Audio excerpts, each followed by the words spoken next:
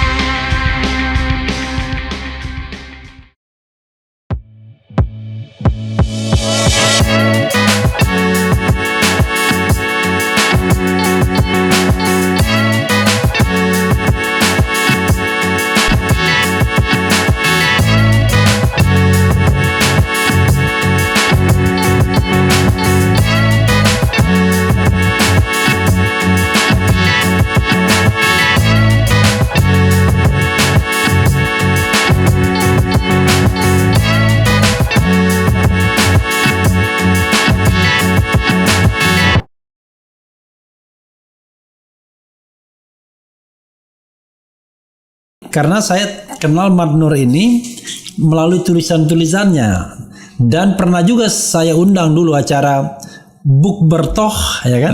Buka bersama para tokoh. Itu tahun 2021. Nah, sekarang ternyata setelah saya ikutin, waduh, ternyata beliau dari Gelora dulunya. Ya kan? Gelora itu gelombang rakyat. Saya bilang kenapa nggak Gelora Senayan aja? Pernah ngomong sama Fahri Hamzah ya, Gelora Senayan aja. Maksudnya apa? Gelombang rakyat senantiasa melayani. Maksa. Gelora Senayan disingkat. Ya, makasih Mbak Nur ya. Saya ingin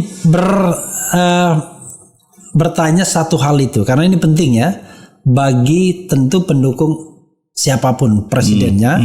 Kita harus menjadi smart voter. Yang pandai, yang ketika kita memilih itu sudah memilah, jangan ikut-ikutan. Nah, Anda kan menarik ketika partai Anda Gelora kelihatannya tidak menunjukkan kecenderungan kepada Anies.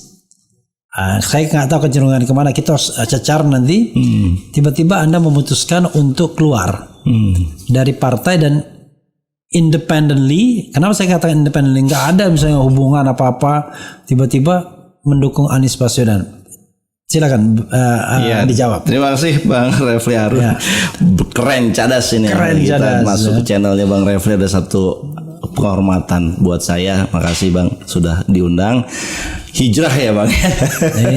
Saya kira pertama ya saya perlu luruskan dulu dalam konteks ini bahwa alasan saya pindah dari Gelora adalah saya ingin lebih fokus ya. Memang saya katakan di dalam pernyataan bahwa ini adalah pilihan yang sulit. Kemudian saya akan memilih meskipun tidak di partai, tetapi saya akan tetap berjuang untuk masyarakat, karena saya ingin menjadi seorang pengamat yang independen. Karena buat saya kalau ada embel-embel partainya, ya orang sudah kasih kita label sehingga kita tidak bisa menyampaikan kepada publik gitu. Itu yang saya sampaikan kepada sahabat-sahabat saya di Gelora, dan itu pro kontra lah ya teman-teman saya. Tapi itu saya bilang ini satu keputusan pribadi yang saya pilih. Dan saya kira keputusan pribadi ini harus dihormati oleh siapapun. Nah, yang kedua memang ada alasan-alasan lain yang saya belum pernah sampaikan di channel manapun. Oke, mantap. Ini khusus untuk Bang Refli ini karena kan ini Bang Refli ini kan kayaknya suka nyecer orang ya. Jadi saya akan sampaikan alasan-alasannya di channel ini insyaallah. Sambil minum bro ya boleh ya? Siap Bang. Oke. Bismillahirrahmanirrahim.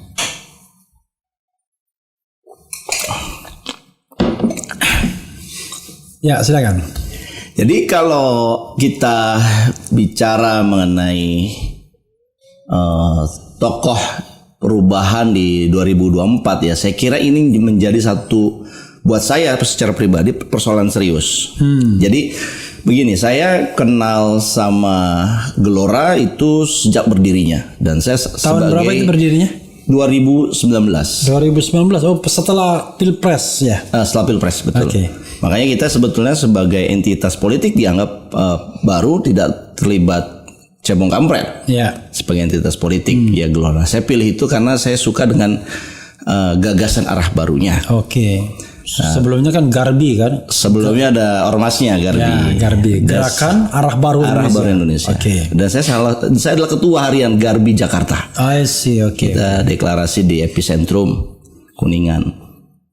Kemudian kenapa saya tertarik? Karena ini adalah gagasan arah baru yang menurut saya Indonesia memang memerlukan satu gerakan atau satu tema untuk mengantarkan bangsa ini jadi besar. Karena kalau temanya kita pakai tema yang lama, sebutlah misalkan tema reformasi, itu kan sudah kayak out of date gitu ya.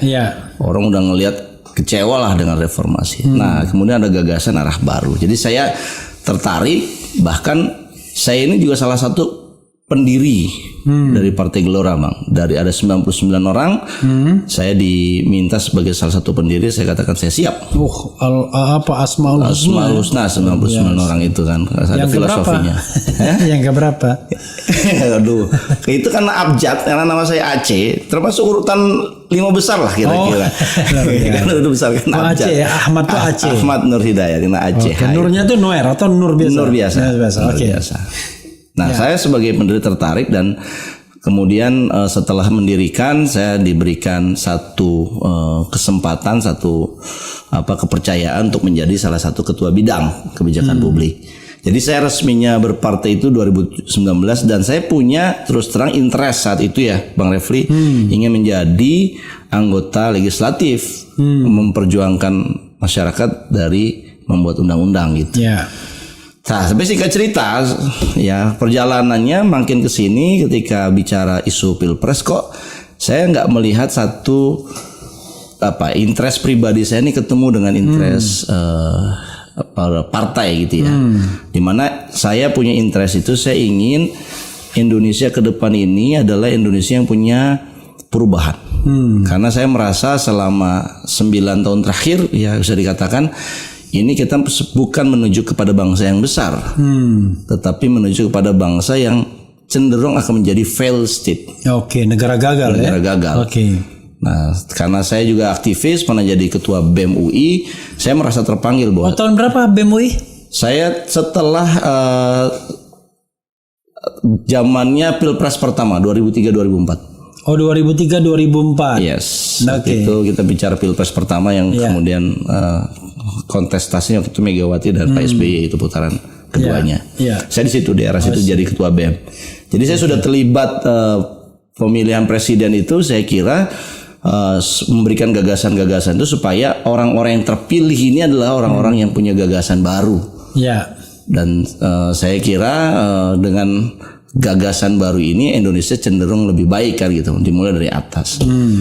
Nah, dalam perjalanannya kok saya melihat di Partai Gelora yang saya jadi salah satu pendirinya itu kok tidak mengusung satu tokoh perubahan ya.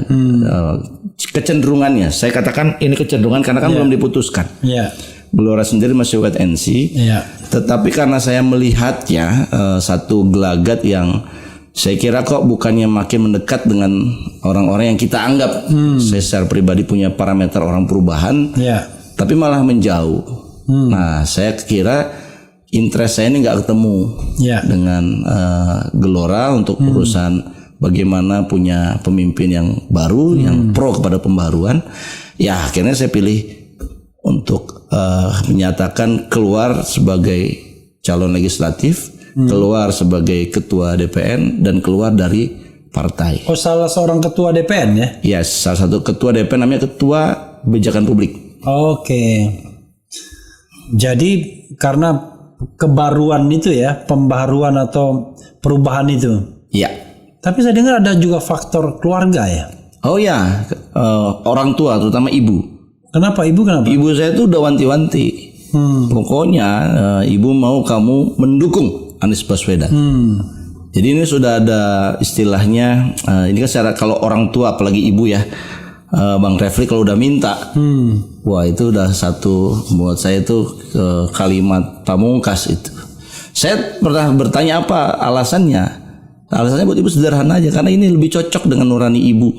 Oh, luar biasa. Dan kemudian setelah saya juga melihat ya 5 tahun Pak Anies memimpin DKI, ini banyak hal-hal baru.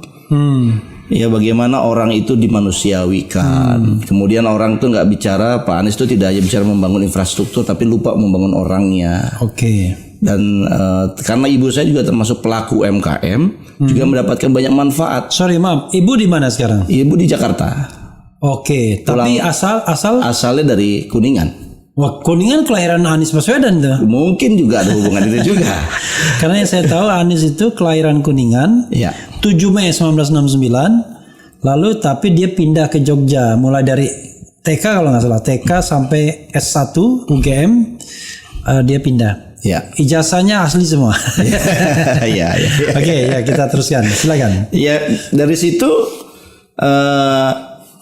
ditambah dengan pesan ibu, dan saya melihat memang Pak Anies itu ya ini nggak semata-mata pesan dari ibu. Pak Anies itu juga menawarkan satu perubahan, jadi pendekatan yang baru. Oke. Dalam konteks pemimpin, ini pemimpin yang susah dicari. Oke. Sekarang sudah ada, sudah muncul. Nah, kenapa nggak kita usung? Setidaknya kita cobalah kebaruannya itu. Dan saya kira saya secara sadar mengatakan bahwa ya Pak Anies ini perlu didukung oleh orang-orang yang menginginkan perubahan. Oke.